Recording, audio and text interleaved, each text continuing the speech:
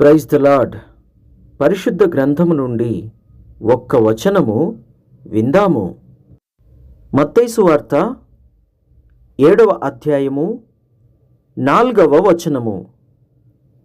నీ కంటిలో దూలముండగా నీవు నీ సహోదరుణ్ణి చూచి నీ కంటిలోనున్న నలుసును తీసివేయనిమ్మని చెప్పనేలా? మరొక్కసారి, నీ కంటిలో దూలముండగా నీవు నీ సహోదరుణ్ణి చూచి నీ కంటిలోనున్న నలుసును తీసివేయనిమ్మని చెప్పనేలా?